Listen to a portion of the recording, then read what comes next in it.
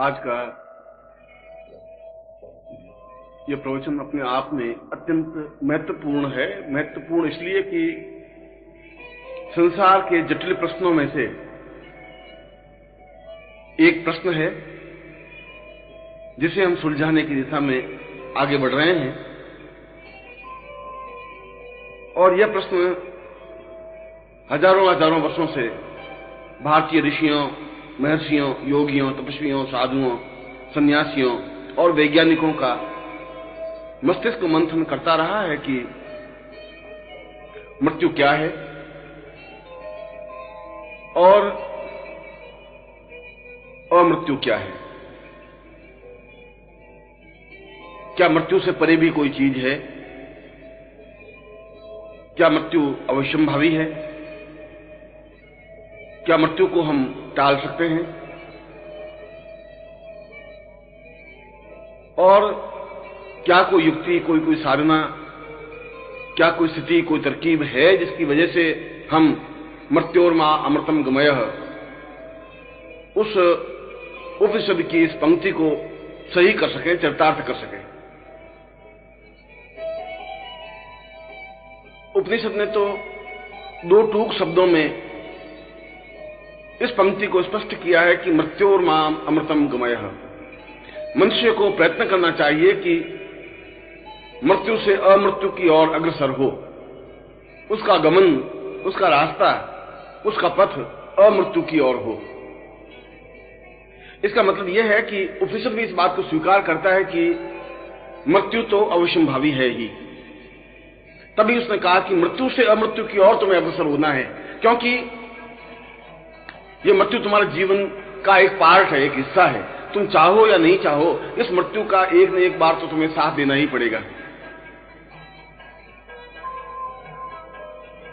परंतु यदि ऋषि ने, उपनिषदकार ने इस पंक्ति के आधे हिस्से में मृत्यु शब्द का प्रयोग किया है, तो आधे हिस्से में इस बात का भी प्रयोग किया है कि कोई ऐसी स्थिति तो जरूर है जिससे कि हम अमृत्यु की ओर अग्रसर हो सके।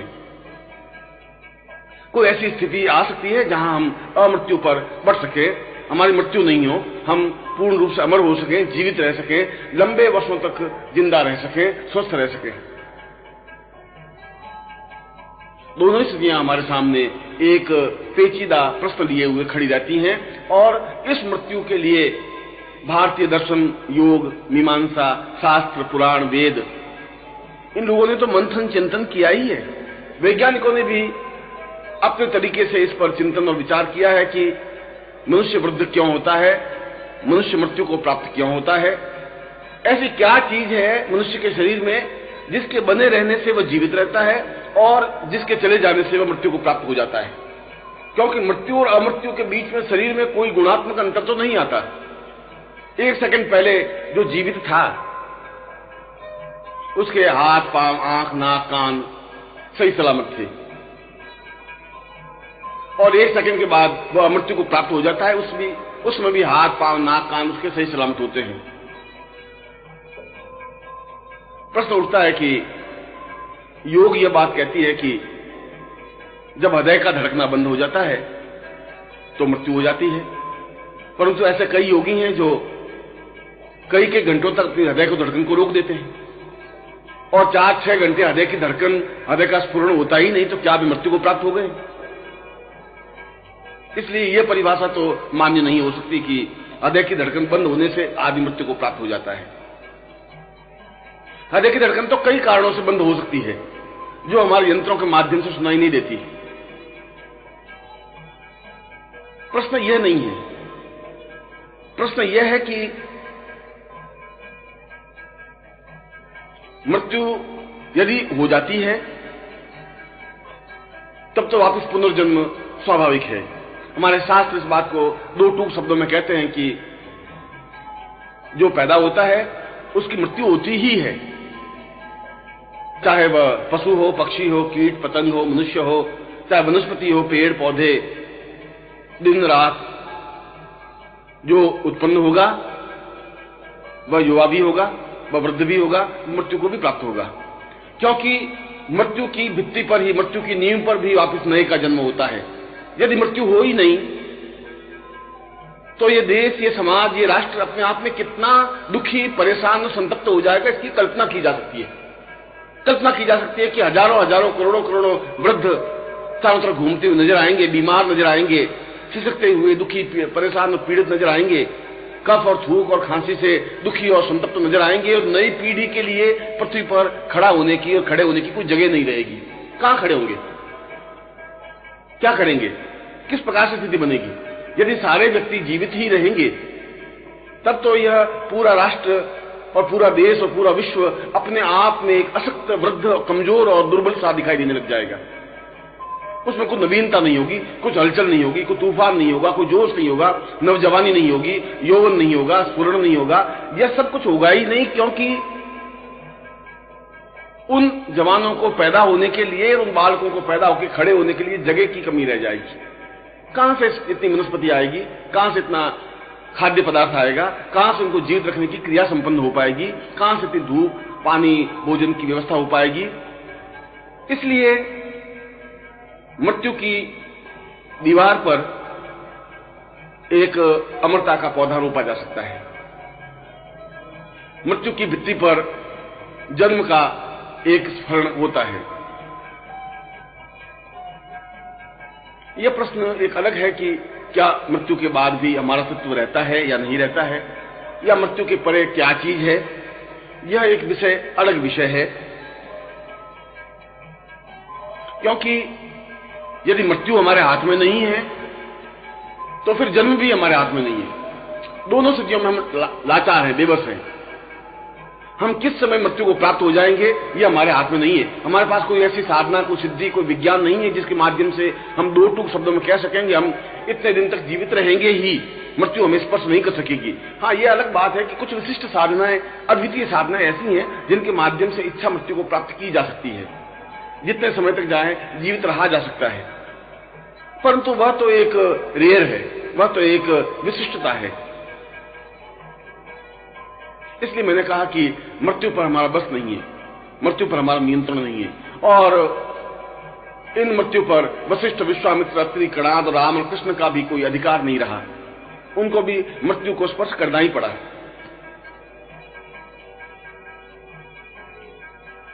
मगर मृत्यु के बाद भी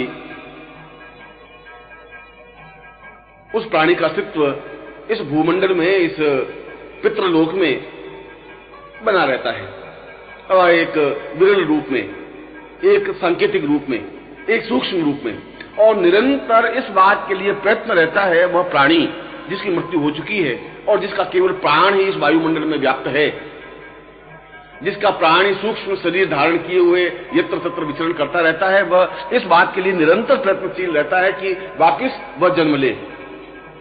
जन्म लेने के लिए बहुत धक्का मुक्की है, बहुत जोश खरोश है, क्योंकि करोड़ों करोड़ों प्राणी इस वायुमंडल में विचरण करते रहते हैं और जन्म लेने की स्थिति तो बहुत कम है।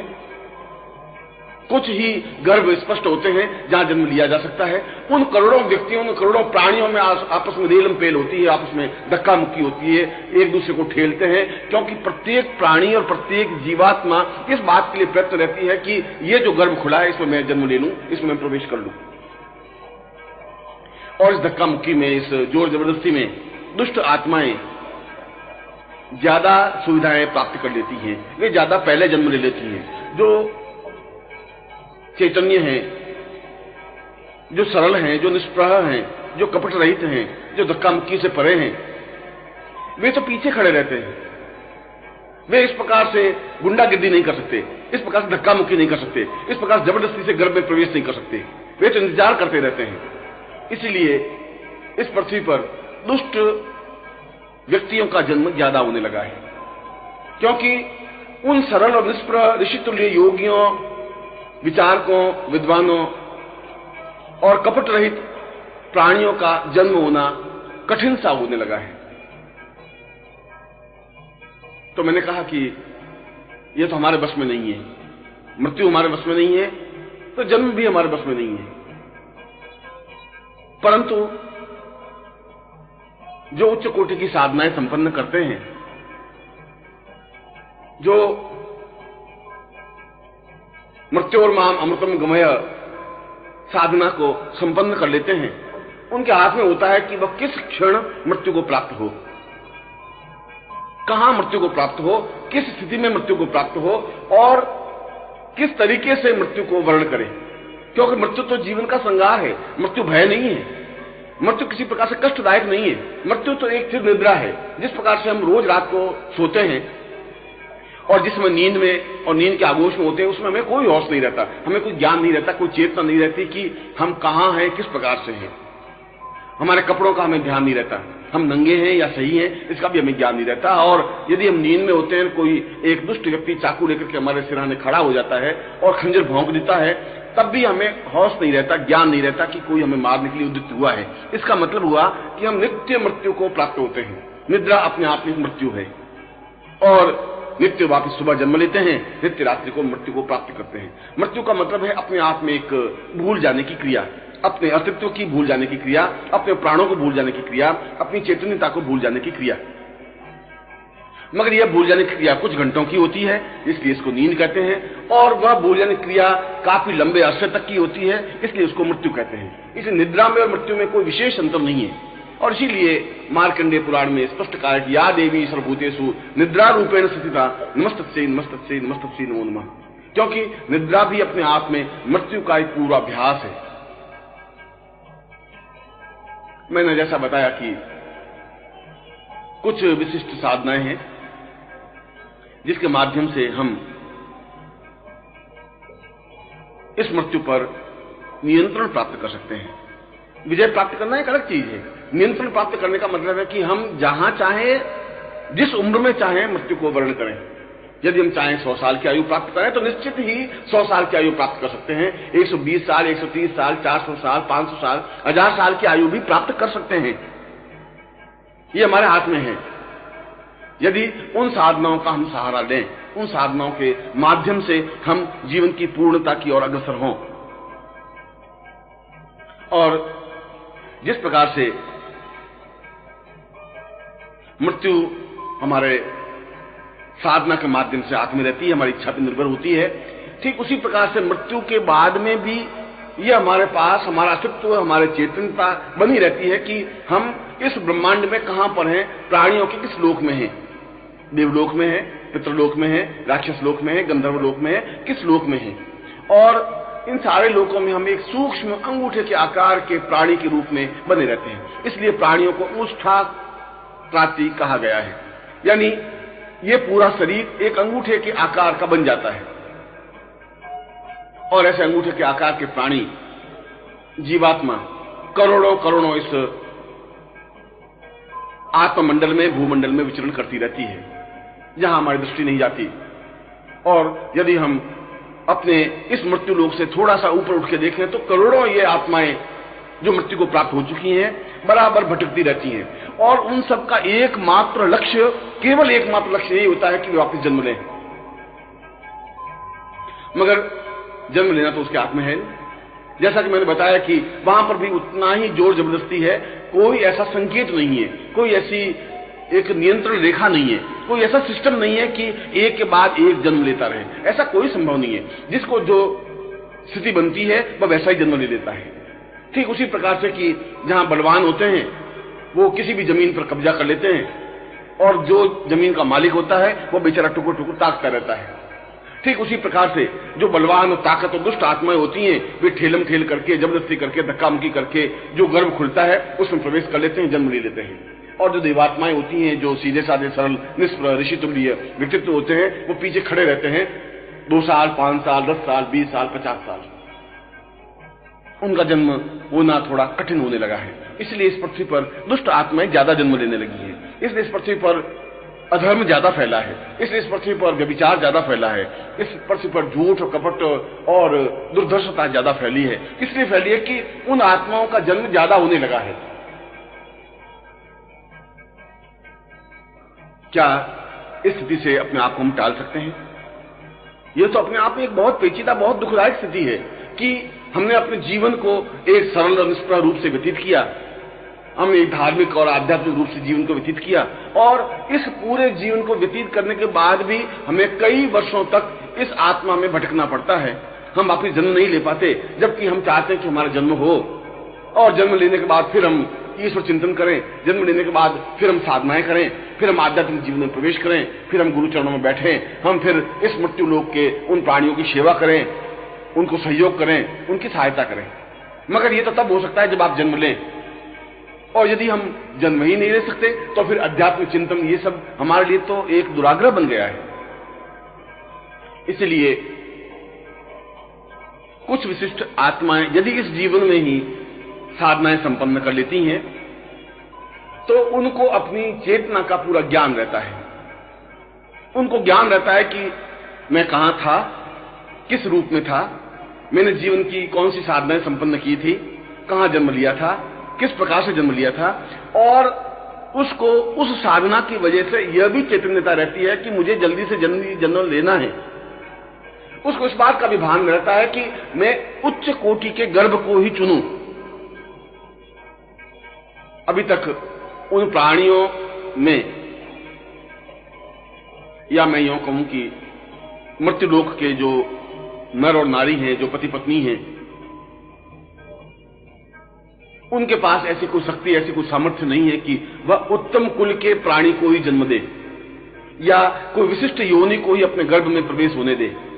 उनके पास कोई साधन नहीं है। उस समय, जिस समय गर्भ खुला होता है, उस समय जो भी दुष्ट आत्मा या अच्छी आत्मा जो भी गर्भ में प्रवेश कर जाती है, उस गर्भ को धारण करना उसकी मजबूरी हो जाती है। ये हमारे जीवन की विडंबना है, ये हमारे जीवन की न्यूनता है, ये हमारे जीवन की कमी है।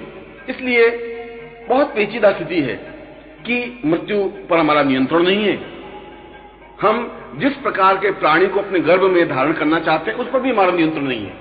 जो भी दुष्ट या भली या जैसी आत्मा उसमें प्रवेश कर लेती है, उसी को हम गर्भ में प्रवेश देना पड़ता है, उसी को पैदा करना पड़ता है, उसी को बड़ा करना पड़ता है, और बड़ा होने के बाद वो उसी प्रकार से माँ बाप को गालियां देता है, समाज विरोधी कार्य करता है और अपना नाम और माँ बाप का नाम कलंकित कर लेता है। यह तो एक इतना कष्ट सहन करने के बाद, इतना दुख देखने के बाद, गर्भ में 9 महीने धारण करने के बाद, उसको जन्म और जन्म देने के बाद, उसकी इतनी परवरिश करने के बाद, उसके बावजूद भी हमें यही दुख भोगना है, तो यह हमारे जीवन की विडंबना है, यह हमारे जीवन की कमी है। और इस पर मनुष्य चिंतन नहीं करता, विचार नहीं करता। विज्ञान इस प्रश्न को नहीं सुलझा रहा है, विज्ञान इस प्रश्न को सुलझा भी नहीं सकता। इस प्रश्न को सुलझाने के लिए ज्ञान का सहारा लेना पड़ेगा, साधना का सहारा लेना पड़ेगा, आराधना का सहारा लेना पड़ेगा। यहां ये 3 प्रश्न हमारे सामने खड़े होते हैं। एक प्रश्न तो यह कि क्या हम जितने समय तक चाहे जीवित रह सकते हैं, और जीवित रहने का मतलब है स्वस्थ जीवित रह सकते हैं। जीवित रहने का तात्पर्य रोग रहित जीवित रह सकते हैं। यदि हम जीवित हैं और मरे हुए से हैं, बीमार हैं, अपंग हैं, लाचार हैं, खाट पर पड़े हुए हैं, दूसरों के आश्रित हैं, तो वह जीवन नहीं है, वह तो जीवित होते हुए मृत्यु के समान है। जीवित होने का तात्पर्य स्वस्थ हो, तंदुरुस्त हो, कायाकल्प से युक्त हो, बलवान हो, पौरुषवान हो, क्षमतावान हो। और इसका उत्तर मेरे पास यह है कि हम निश्चय ही जीवित रह सकते हैं, जितने समय तक चाहें जीवित रह सकते हैं। 50 साल, 60 साल, 80 साल, 100 साल, 200 साल, 300 साल, 500 साल, 1000 साल, 2000 साल हम जीवित रह सकते हैं, निश्चित रूप से और गारंटी के साथ जीवित रह सकते हैं, स्वस्थ, तंदुरुस्त, पूर्ण चैतन्यता के साथ, यौवन स्फूर्ति के साथ। मगर इसके लिए जो मृत्योर्मा अमृतम गमय साधना है, या जो मृत्योर्माम साधना है, उस साधना को संपन्न करने से शरीर में एक गुणात्मक परिवर्तन, एक अंतर आ जाता है। एक जिस प्रकार से बैटरी, जो चार्ज की हुई बैटरी है, उसको अगर यूज करते हैं तो कुछ समय बाद वो बैटरी के अंदर जो पावर है वो समाप्त हो जाती है, और जब समाप्त हो जाती है तो उसको वापस चार्ज करनी पड़ती है। चार्ज करने के बाद वो बैटरी वापस इसी प्रकार से उपयोगी बन जाती है। ठीक उसी प्रकार से शरीर की शक्ति भी निरंतर क्षीण होती रहती है, और क्षीण होते होते एक स्टेज ऐसी आती है कि वह बैटरी, जो शरीर की बैटरी, वह समाप्त हो जाती है, जिसको मृत्यु कहते हैं। मगर यदि हम उसको वापस चार्ज करने की क्षमता प्राप्त कर सकें, कोई ऐसा ज्ञान, कोई ऐसी साधना हो जिससे हम उसको वापस चार्ज कर सकें, तो उतने साल, 60-70 साल वापस जीवित रह सकती है।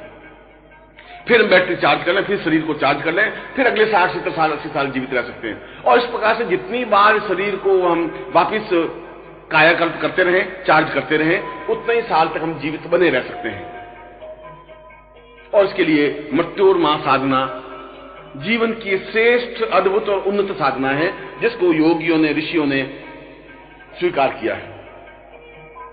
सिद्धाश्रम अपने आप में एक अद्वितीय, दुर्लभ और महत्वपूर्ण स्थान है जो अध्यात्म जीवन का केंद्र बिंदु है और जहां से पूरे विश्व का अध्यात्म जीवन संचालित होता है, क्योंकि विश्व तभी तक जीवित है जहां तक भौतिक और आध्यात्मिकता का बराबर सुखद समन्वय है, बैलेंस्ड है।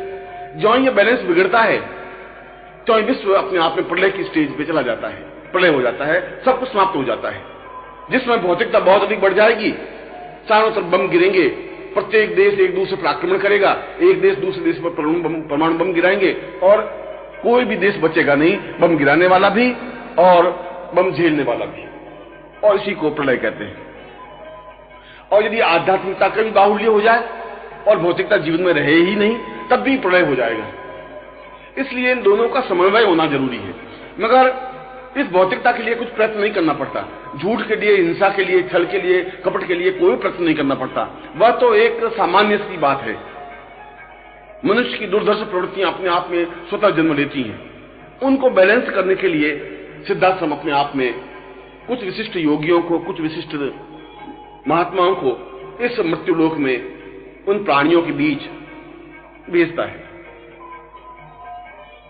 वे चाहे राम हो, वे चाहे कृष्ण हो, वे चाहे बुद्ध हो, चाहे महावीर हो, चाहे शंकराचार्य हो, चाहे ईसा मसीह हो, चाहे सुकरात हो, और वे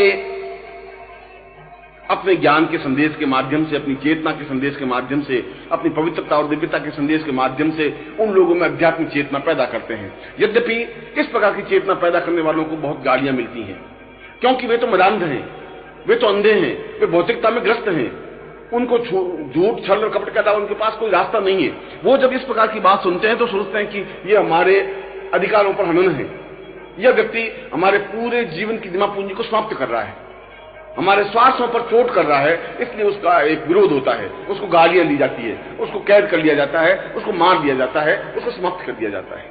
मगर इस समाप्त कर देने से ही समाप्त नहीं हो जाता है, देह तो टूट जाती है, देह तो गिर जाती है, मगर अंगुष्ठ मात्र के प्राण पुनः नई देह धारण करके उस सिद्धाश्रम में जन्म लेती है या सिद्धाश्रम में वापस संचरण करने लग जाती है। इसके लिए उसको कुछ प्रयत्न नहीं करना पड़ता। ये तो उसी प्रकार से जैसे मैंने एक कुर्ता पहना और अगर कुर्ता घिस गया है या पुराना हो गया है तो मैं इस कुर्ते को उतार दिया और दूसरा कुर्ता धारण कर लिया। इस कपड़े वस्त्र बदलने से कोई बहुत बड़ा अंतर नहीं आया। ठीक उसी प्रकार से अगर ये शरीर घिस जाता है, शरीर कमजोर पड़ जाता है, शरीर की नाड़ियां, अंग प्रत्यंग शिथिल हो जाते हैं, तो इस शरीर को उस कुर्ते की तरह छोड़ देते हैं और दूसरा नया शरीर धारण कर लेते हैं। ऐसा कैसा शरीर, ऐसी कैसी आंखें, नाक, कान, हाथ, पांव, लंबाई, चौड़ाई ज्यों की त्यों अपने आप में स्वतः प्राप्त हो जाती है। जिस प्रकार से शरीर के ऊपर की चमड़ी किसी चोट की वजह से छिल जाए तो उसके नीचे अपने आप स्वतः दूसरी चमड़ी आ जाती है, उसी प्रकार से यह देह गिरती है तो दूसरी देह स्वतः अपने आप में आ जाती है। यह तो साधना के बल पर संभव है।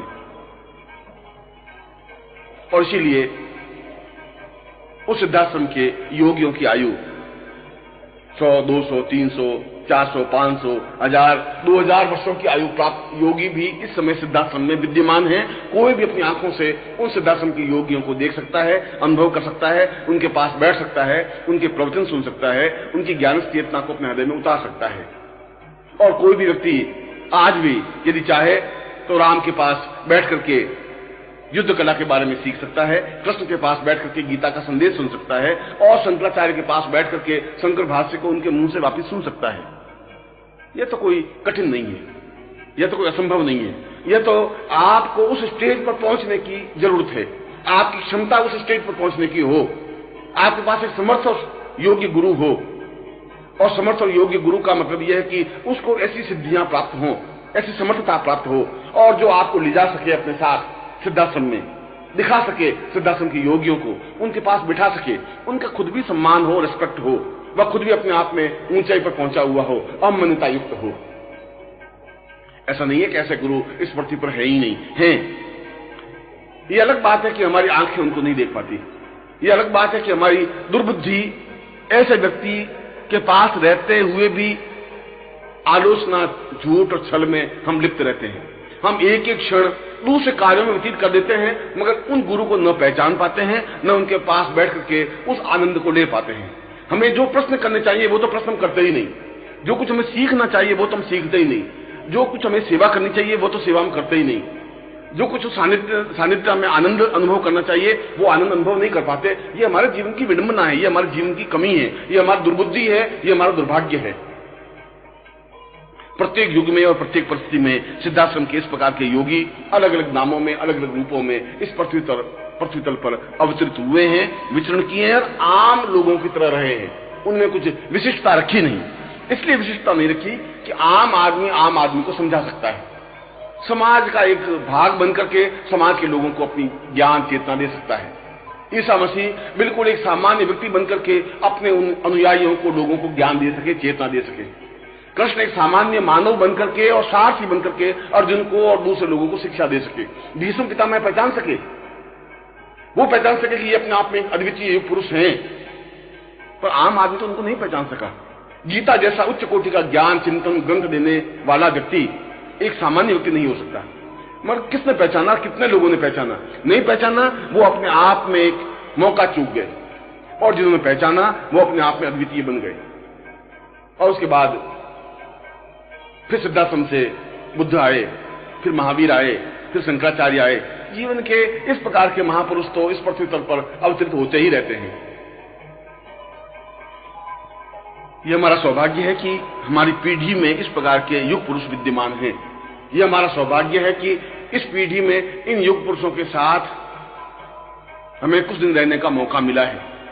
यह हमारा और हमारी पीढ़ी का सौभाग्य है कि हम उनसे परिचित हैं, और यह भी सौभाग्य है कि हम उनके पास रह सकते हैं। मगर यह हमारा दुर्भाग्य है कि हम चाहते हुए भी उनके पास नहीं बैठ पाते, क्योंकि चारों तरफ की व्यवस्थाएं, मजबूरियां, परेशानियां, बाधाएं, अड़चनों से हम इतने अधिक घिर जाते हैं कि उनको प्राथमिकता दे देते हैं। उन सारे बंधनों को, उन बाधाओं को, उन परेशानियों को तोड़ करके उस जगह पहुंचने की क्षमता नहीं रख पाते। ये हमारे जीवन की कमी है, ये हमारे जीवन की विडंबना है, ये हमारे जीवन की दुर्दशा है। और जब तक ये न्यूनता रहेगी तब तक फिर एक जीवन चूक जाओगे, फिर तुम पछताने के अलावा तुम्हारे पास कुछ नहीं रहेगा। फिर तुम एहसास करोगे कि वास्तव में एक सुनहरा मौका था, एक अद्वितीय अवसर था और हम चूक गए। इसलिए जो मैं स्पष्ट कर रहा था वो बात यह कि उस मृत्योर्मा साधना के माध्यम से आज भी हजारों हजारों योगी सन्यासी कई वर्षों की आयु प्राप्त बैठे, और हम अपनी आंखों से उनको देख सकते हैं। उन 500 साल की आयु प्राप्त योगियों को भी, उन 1000 साल की आयु प्राप्त योगियों को भी, और 500 साल की आयु प्राप्त करने के बावजूद भी उनके शरीर में कोई अंतर नहीं आया। ऐसा लगता है कि 50 और 55 साल के व्यक्ति हैं।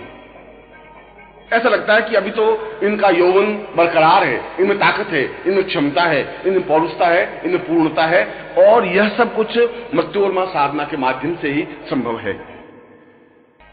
जैसा कि अभी मैंने आपके सामने स्पष्ट किया कि मृत्योर्मा साधना के माध्यम से हम मनोवांछित आयु प्राप्त कर सकते हैं। इसके साथ ही साथ एक तथ्य की ओर हमारा ध्यान और जाना चाहिए कि हम में यह क्षमता हो कि हम श्रेष्ठ गर्भ को धारण कर सकें। एक मां 3 या 4 या 5 या 6 पुत्रों को, ये बालकों को जन्म दे सकती है, और यदि उनमें से भी दुष्ट और दुर्बुद्धि आत्मा वाले जन्म लेते हैं तो एक मां बाप को बहुत दुख और वेदना होती है कि उन्होंने जितना कष्ट, जितना दुख उठाया, उसके बावजूद भी जो कुछ मिलना चाहिए था वो नहीं मिल पाया। इसकी अपेक्षा आप कल्पना करें कि एक ही बालक उत्पन्न हो, मगर वो अद्वितीय हो, ज्ञान विज्ञान के क्षेत्र में सिद्धस्त हो, पूर्ण हो, महान हो, चाहे अणु विज्ञान के क्षेत्र में हो, चाहे भौतिक विज्ञान के क्षेत्र में हो, चाहे गणित के क्षेत्र में हो, चाहे रसायन विज्ञान के क्षेत्र में हो, चाहे ज्ञान के क्षेत्र में हो, चाहे धर्म के क्षेत्र में हो, जिस क्षेत्र में भी हो, विश्वविख्यात हो, अद्वितीय हो, श्रेष्ठतम हो, ऐसा बालक जन्म दें, यह तो प्रत्येक माँ बाप कल्पना करता है। प्रत्येक माँ बाप चाहता है कि एक ही उत्पन्न हो मगर सूर्य के समान उत्पन्न हो, एक ही उत्पन्न हो मगर चंद्रमा के समान तेजस्वी हो। 1000 ताराओं को जन्म देने से भी उतना अंधियारा नहीं छन सकेगा जितना एक चंद्रमा को जन्म देने से उस अंधियारे को हम दूर कर सकेंगे। मगर जैसा मैंने बताया कि यह तो आपके बस की बात नहीं है। आप तो गर्भ को खोल सकते हैं, गर्भ में कौन सी दुष्ट आत्मा प्रवेश कर जाएगी या अच्छी आत्मा प्रवेश कर जाएगी, आपके अधिकार क्षेत्र के बाहर है। यह आपकी विडंबना है। और जैसा कि मैंने अभी बताया कि उन आत्माओं में भी होड़ मची रहती है, एक दूसरे को धकियाते हुए, एक दूसरे को ठेलते हुए, आगे बढ़ते हुए। जो ताकतवान है, जो क्षमतावान है, जो दुष्ट हैं, वे आगे बढ़कर के और दूसरों को पीछे धकेल करके उस समय खुले हुए गर्भ में जन्म ले लेते हैं, प्रवेश कर जाते हैं। और जो योगी हैं, जो सन्यासी हैं, जो श्रेष्ठ हैं, जो विद्वान हैं, जो सरल, जो निष्प्रह हैं, वे पीछे खड़े रहते हैं और टुकुर टुकुर ताकते रहते हैं कि कभी हमारा अवसर आए और हम भी किसी गर्भ को चुने।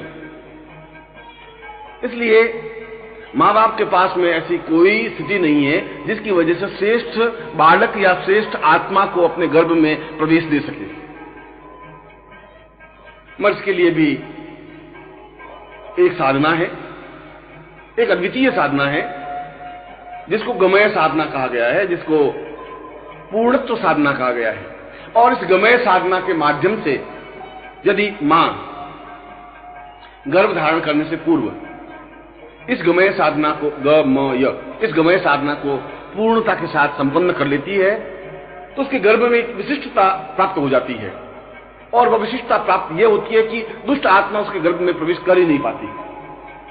वह उच्च कोटि के आत्मा को ही अपने गर्भ में निमंत्रण देती है, और वह चाहे कितना ही ढेलम ढेल हो, कितना ही एक दूसरे को धकियाते हो, मगर ज्यों ही एक शुद्ध और पवित्र आत्मा पास में से गुजरती है, गर्भ खुल जाता है और उच्च कोटि की आत्मा उसके गर्भ में प्रवेश कर जाती है। इस प्रकार से उस मां बाप के हाथ में यह होता है कि श्रेष्ठ एक आत्मा को अपने गर्भ में प्रवेश दे। और श्रेष्ठ आत्मा गर्भ में जब प्रवेश करती है तो मां के चेहरे पर एक अपूर्व आभा और तेजस्विता आ जाती है, एक लुनई आ जाती है, एक एहसास होने लग जाता है कि वास्तव में किसी आत्मा ने इस गर्भ में जन्म लिया है, वास्तव में किसी आत्मा ने इस गर्भ में प्रवेश किया है। चेहरे पर एक तेजस्विता आ जाती है, उसका हृदय प्रसन्नता से झूम उठता है और उसको 9 महीने किस प्रकार से व्यतीत होते हैं उसको कुछ पता ही नहीं चलता है।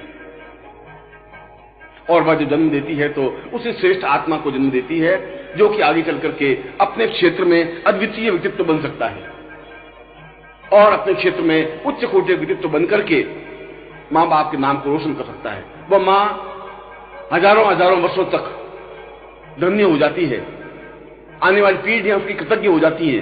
वे मां बाप अपने आप में एक सौभाग्य अनुभव करने लग जाते हैं यदि इस गमय साधना को संपन्न करके इस प्रकार का गर्भ प्राप्त करें। और यह साधना अपने आप में कोई पेचीदा नहीं है, कोई कठिन नहीं है। आवश्यकता है कि हमें इस साधना को संपन्न करना चाहिए। आवश्यकता इस बात की है कि इस साधना को संपन्न करने वाला कोई गुरु आपके बीच में हो। आवश्यक यह है कि वह पति और पत्नी इस बात का निश्चय करे कि हमें गुरु के पास जाकर के इस साधना को संपन्न करना ही है और उसके बाद ही गर्भ धारण करना है। और गुरु उस गमय साधना को संपन्न करवाता है तो यह भी बता देता है कि इस साधना को संपन्न करने के बाद किस तारीख को कितने बजकर के कितने मिनट पर समागम करने से उच्च कोटि की आत्मा का प्रवेश तुम्हारे गर्भ में हो सकेगा। ठीक उस समय तुम्हारा गर्भ खुला होना चाहिए, ठीक उसी समय उस आत्मा का प्रवेश होगा। गमय साधना का तात्पर्य अर्थ ही यही है। और यह अपने आप में बहुत महत्वपूर्ण विचार चिंतन है। वासुदेव देव की को जब नारद मिले तो उन्होंने एक ही बात कही कि मेरे गर्भ से अपने आप में एक उच्च कोटि का बालक जन्म ले। तो नारद ने स्पष्ट रूप से कहा कि तुम्हें गमय साधना संपन्न करनी है, चाहे तुम जेल में ही हो। इस साधना को संपन्न करके इस मिति को इतने बजकर इतने मिनट पर तुम्हें समागम करना है, गर्भ खोलना है और तुम्हें उच्च कोटि का एक महामानव तुम्हारे गर्भ में जन्म ले सकेगा। और जब जन्म लेगा तो अपने आप स्वप्न में तुम्हें स्पष्ट हो सकेगा कि कौन जन्म ले रहा है। वह स्वयं तुम्हें इस बात का संकेत दे देगा। तुम्हारे चेहरे पर एक आभा आ जाएगी, चेहरे पर मुस्कुराहट आ जाएगी, तुम्हारे सारे शरीर में एक अपूर्व तेजस्विता की किरणें प्रभावित होने लगेंगी। और ठीक ऐसा ही हुआ। यदि उस समय गमय साधना जीवित थी तो गमय साधना आज भी जीवित है। आवश्यकता इस बात की है कि हम उस गमय साधना को समझें। आवश्यकता इस बात की है कि इस प्रकार की साधना पर विश्वास करें। आवश्यकता इस बात की है कि ऐसा हमें गुरु मिले जिसको इस साधना का पूर्ण ज्ञान हो, वह चाहे हरिद्वार पर हो, चाहे मथुरा में हो, चाहे काशी में हो, चाहे कांची में हो। और हम उस गुरु के सानिध्य में जाएं, अत्यंत विनम्रता पूर्वक अपनी इच्छा व्यक्त करें, उनसे प्रार्थना करें कि वो गमय साधना संपन्न करावे, और पूर्ण गमय साधना संपन्न होने के बाद वे उन क्षणों को स्पष्ट करें, 2 या 4 या 6 क्षणों को, कि उन क्षणों में समागम करने से, गर्भ खोलने से इस प्रकार का उच्च महामानव तुम्हारे गर्भ में जन्म ले सकेगा। इसलिए जीवन की यह एक महत्वपूर्ण स्थिति है। यदि हमें उच्च कोटि के बालकों को जन्म देना है, यदि इस पृथ्वी को बचाना है, यदि इसमें असत्य पर सत्य की विजय देनी है, यदि अधर्म पर धर्म को स्थान देना है, यदि इस पूरी पृथ्वी को सुंदर, आकर्षक और मनमोहक बनाना है, ज्यादा सुखी, ज्यादा सफल और ज्यादा संपन्न करना है, तो यह जरूरी है। और ऐसा होने से उन बालकों का जन्म हो सकेगा जो कि वास्तव में अद्वितीय हैं। हम कल्पना करें कि एक समय ऐसा था जब वशिष्ठ, विश्वामित्र, अत्रि, कणाद, पुलस्त्य, गौतम, सैकड़ों ऋषि जन्म लिए हुए थे। अब क्या समय हो गया है कि एक भी वशिष्ठ पैदा नहीं हो रहा है, एक भी विश्वामित्र पैदा नहीं हो रहा है, एक भी कृष्ण पैदा नहीं हो रहा है, एक भी वासुदेव पैदा नहीं हो रहा है, एक भी शंकराचार्य पैदा नहीं हो रहा है, एक भी ईसा मसीह पैदा नहीं हो रहा है। कारण क्या है? कारण यह है कि हम अपनी परंपरा से टूट गए, पूर्वजों के ज्ञान से हम वंचित हो गए। हमें इस बात का ज्ञान नहीं रहा कि हम किस प्रकार से वशिष्ठ और विश्वामित्र को पैदा कर सकते हैं, अत्रि और कणाद को जन्म दे सकते हैं, रामकृष्ण को अपने गर्भ में स्थान दे सकते हैं, क्योंकि हमारे पास गमय साधना का ज्ञान नहीं और ऐसे गुरु नहीं जो गमय साधना संपन्न करवा सके। उन क्षणों का, उस ज्योतिष का उनको एहसास नहीं कि जिस क्षण विशेष में वे उच्च कोटि की आत्मा गर्भ में जन्म ले सके। यह आज के युग में प्रत्येक पुरुष और स्त्री के लिए आवश्यक ही नहीं, अनिवार्य हो गया है।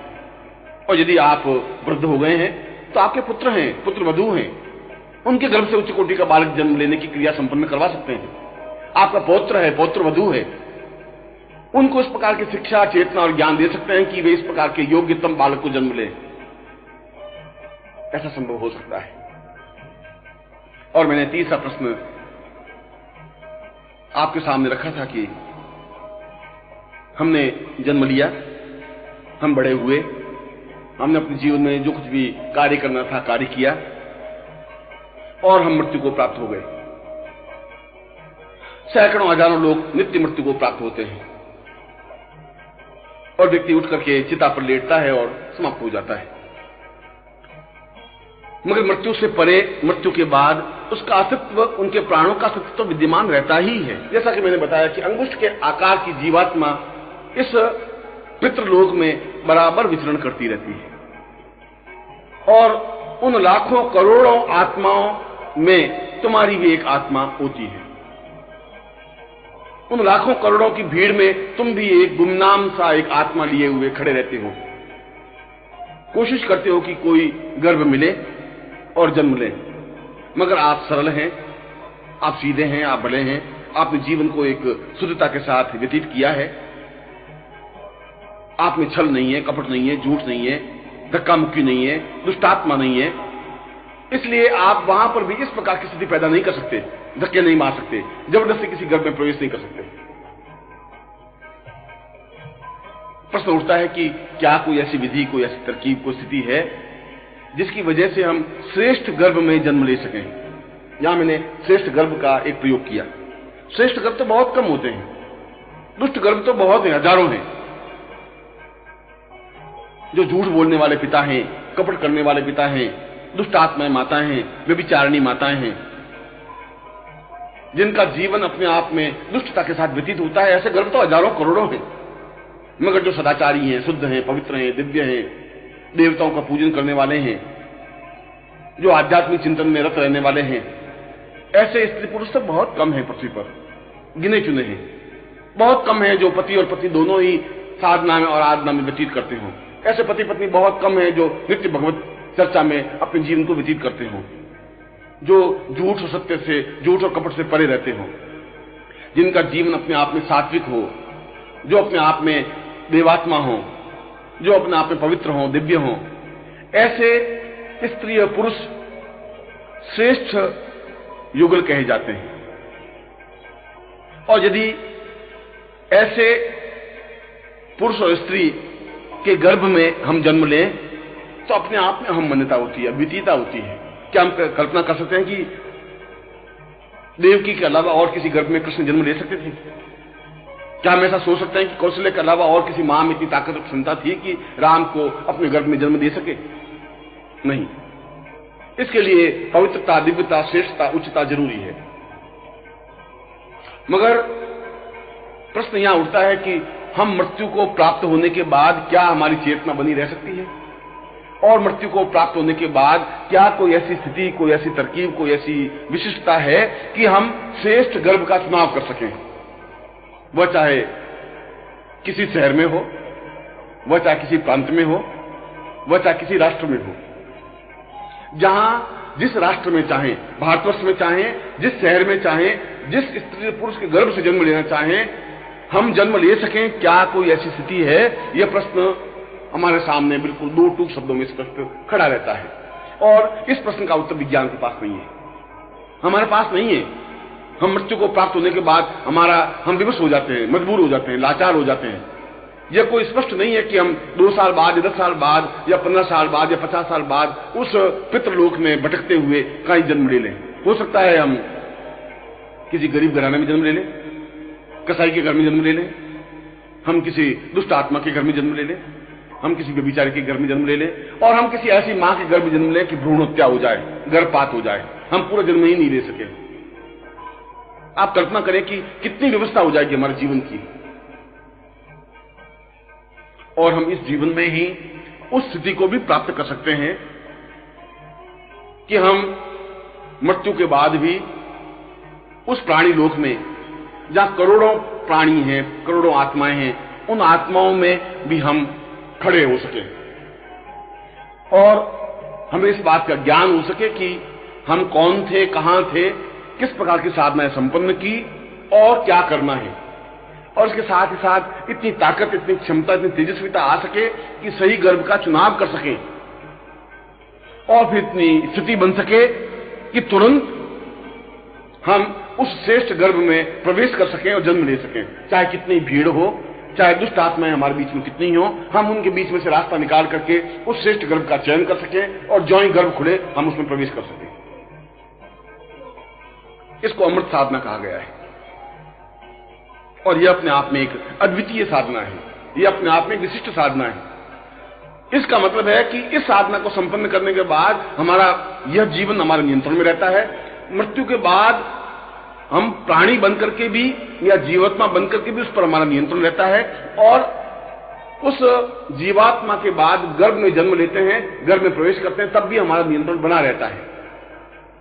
यह पूरा एक सर्कल बन जाता है कि हम बढ़े, मृत्यु को प्राप्त हुए, जीवात्मा बने, फिर गर्भ में प्रवेश किया, गर्भ में प्रवेश करने के बाद जन्म लिया, और जन्म लेने के बाद खड़े हुए। ये पूरी एक स्टेज, पूरी एक वृत्त बनता है, पूरा वृत्त का में भान रहता है। और कई लोगों को ऐसा वृत्त का भान रहता है, उनको ज्ञात रहता है कि पिछले जीवन में हम कहां थे, किस प्रकार से जन्म लिया। ऐसे कई अलौकिक घटनाएं समाज में फैलती हैं जिसको पूर्व जन्म का ज्ञान रहता है, मगर कुछ समय तक रहता है। प्रश्न तो यह है कि हम ऐसी साधना को संपन्न करें जो कि हमारे इस जीवन के लिए भी उपयोगी हो,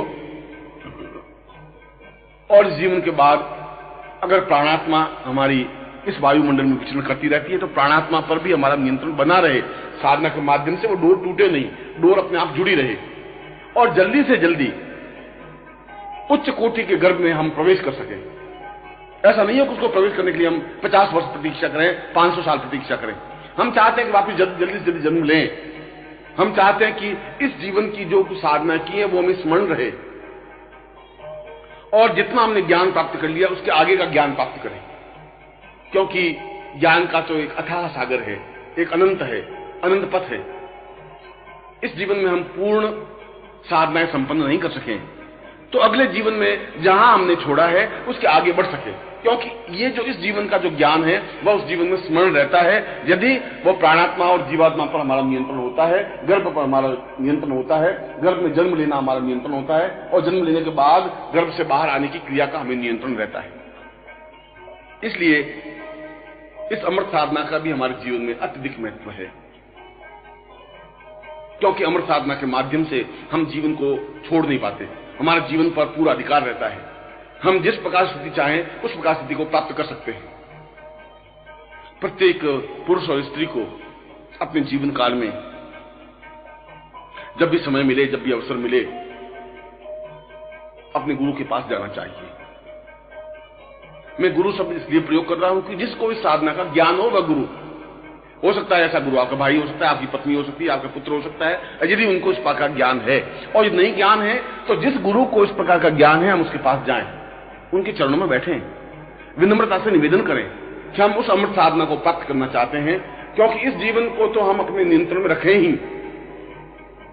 इसके बाद हम जब जन्म लें तो उस प्राणात्मा पर और जीवात्मा पर भी हमारा नियंत्रण बना रह सके, और हम जल्दी से जल्दी गर्भ को चुने, श्रेष्ठतम गर्भ को चुने, अद्वितीय उच्च कोटि की मां को चुने, उस परिवार को चुने जहां हम जन्म लेना चाहते हैं, और उस गर्भ में हम जन्म लेकर के एक उच्च कोटि के बालक बन सके। क्योंकि इस साधना से उच्च कोटि के मां बाप का चयन कर सकते हैं, और यदि हम चाहें कि अमुक मां बाप के गर्भ से ही जन्म लेना है तब भी ऐसा हो सकता है।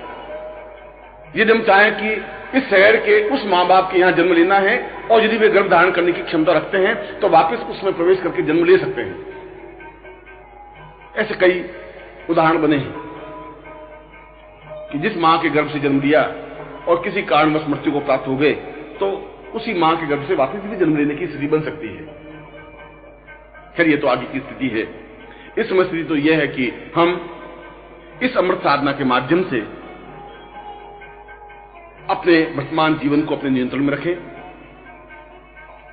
इस मृत्यु के बाद जीवात्मा स्थिति पर नियंत्रण रखें, हम जो गर्भ चाहें श्रेष्ठतम गर्भ में प्रवेश करें, पूर्णता के साथ प्रवेश करते हुए पूर्ण गर्भ धारण करते हुए हम जन्म लें, और जन्म लेने के बाद भी इस जीवन का पूर्व स्मरण हमें पूर्ण तरह से रहे, जिससे कि इस जीवन में जितनी साधनाएं की हैं उस साधनाओं को हम आगे बढ़ा सकें।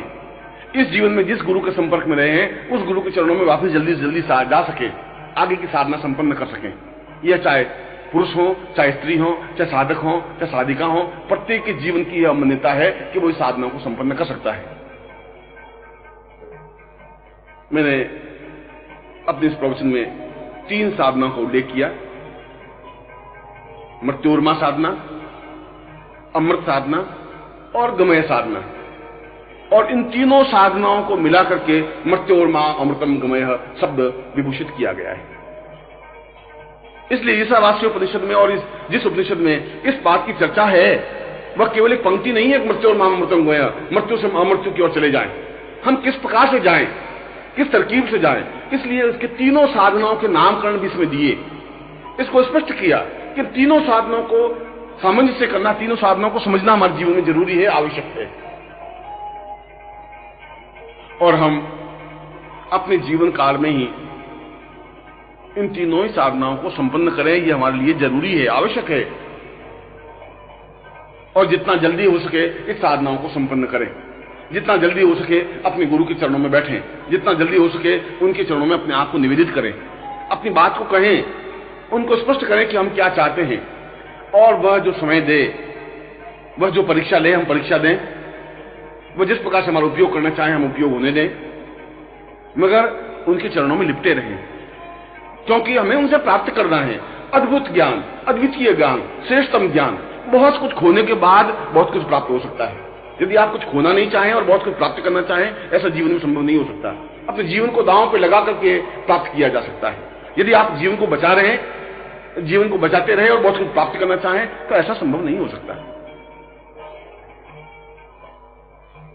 इसीलिए इस उपनिषद कार में इस मृत्योर्मा अमृतम गमय से संबंधित कुछ विशिष्ट मंत्रों का प्रयोग किया।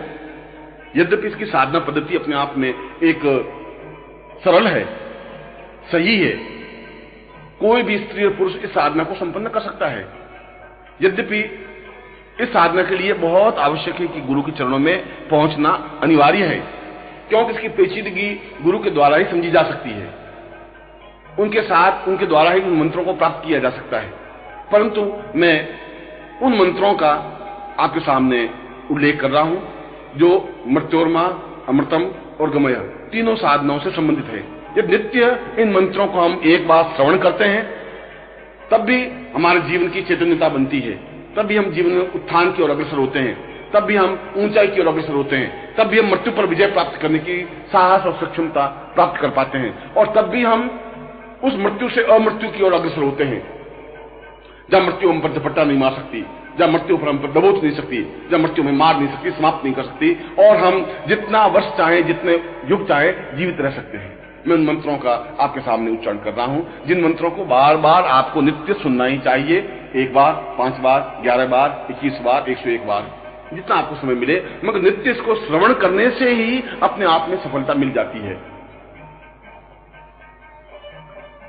ओम परो वतं वै सदां सचैतन्यो प्रमथमयि पूर्वाः सदौ वै सदं मृत्योर्मां पूर्वाः शतं सहस्र्यै सह दिवौ सचैतन्यतां प्रवै स पूर्वाः क्रियमाणा यदां सैर्गां युतवौ सदैवों तां पूर्वाः अमृतं सचैतन्यतां स प्राणोः प्राणतमं प्राणश्चैतन्यतां सक्रियै स पूर्वाः क्रियौ पूर्वतं परं पूर्वदमदं स गमयतैर्वां प्राणोर्वै प्राणः जीवोत वै सह जीवदां वदां सक्रियै स चैतन्यतां स पूर्वै सह प्रियै स पूर्वदां सदा सदै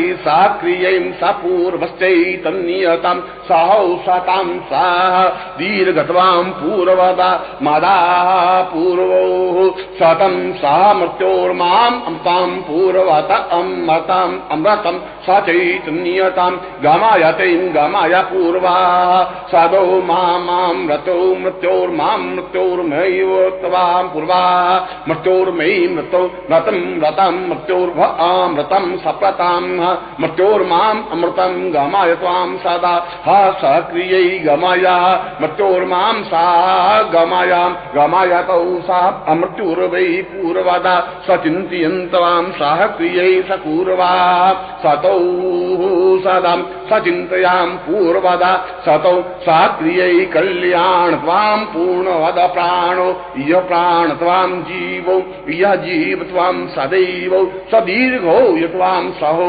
सदां पूर्वदां मद। ओम पूर्णमदः पूर्णमिदं पूर्णात् पूर्णमुदच्यते पूर्णस्य पूर्णमादाय पूर्णमेवावशिष्यते। ओम पूर्ण पूर्ण पूर्ण हरि ओम।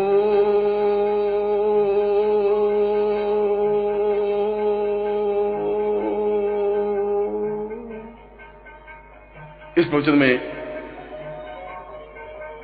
मैंने आपको उन दुर्लभ मंत्रों को स्पष्ट किया जो अपने आप में गोपनीय रहे हैं। इन मंत्रों का प्रयोग किसी पुस्तक में या वेदों में तुम्हें नहीं मिल पाएगा, किसी शास्त्र में और किसी धर्म ग्रंथ में भी नहीं मिल पाएगा। ये मंत्र तो अपने आप में चैतन्य मंत्र हैं, प्रकृति द्वारा निर्मित मंत्र हैं, अपने आप में पूर्णत्व मंत्र हैं और विशिष्ट योगियों और गुरुओं को ही प्राप्त है। इन मंत्रों का नित्य श्रवण करने से ही, ये नित्य जो मैंने मंत्र उच्चारित किया, यदि 11 बार इस मंत्र का उच्चारण किया जाए तब भी उसका जीवन पवित्र और दिव्य बनता ही है। वह मृत्यु से अमृत्यु की ओर अग्रसर होता ही है। वृद्धावस्था उस पर व्याप्त नहीं होती, मृत्यु उस पर झपट्टा नहीं मार सकती, अकाल मृत्यु उसकी नहीं होती। और जो मृत्यु के निकट है उसको यदि ये सुनाया जाए तो उसकी जीवात्मा को इस जीवन का पूर्ण ज्ञान रहता है और उसको सुविधा रहती है कि वह आगे सही गर्भ का चुनाव कर सके। इसलिए इस मंत्र का अपने आप में विशिष्ट प्रयोग है। और साथ ही साथ मैंने बताया कि यदि हमें नवीन विश्व, नवीन सृष्टि की रचना करनी है, नवीन युग मानव बनाना है, नवीन मानव को जन्म देना है, तो फिर हमें मृत्योर्मा साधना संपन्न करनी पड़ेगी, अमृतम साधना संपन्न करनी पड़ेगी, गमय साधना संपन्न करनी पड़ेगी। और ये आप लोगों का सौभाग्य होगा कि आप जीवन में ऐसा निश्चय करें। ये आप लोगों का सौभाग्य होगा कि आप निश्चय करके अपने गुरु तक पहुंचे, आप में ये चैतन्यता पैदा हो, आप में यह भावना पैदा हो कि हमें इस साधना को संपन्न करना ही है। और यह आपका सौभाग्य होगा कि गुरु इस बात को स्वीकार करे कि आपको यह साधना दे या इस साधना को संपन्न कराए, और इस साधना को संपन्न करके आप अपने इस जीवन को भी और आप आगे के जीवन को भी अपने आप में पूर्णता दे सकें। जीवन की पवित्रता और चेतना को प्राप्त कर सकें। और सबसे बड़ी बात की जो हम निरंतर मृत्यु की ओर बढ़ रहे हैं, जो हम निरंतर शमशान की ओर बढ़ रहे हैं, हमारा प्रतिपल प्रतिक्षण इस बात से आशंकित है कि कभी भी मृत्यु को प्राप्त हो सकते हैं। उस मृत्यु के भय से हम मुक्त हो सकें, उस अकाल मृत्यु से मुक्त हो सकें और जीवन में पूर्णत्व, देहत्व, चेतनत्व प्राप्त कर सकें। मैं आपको आशीर्वाद देता हूं कि आपका जीवन पवित्र, दिव्य और चेतना युक्त हो।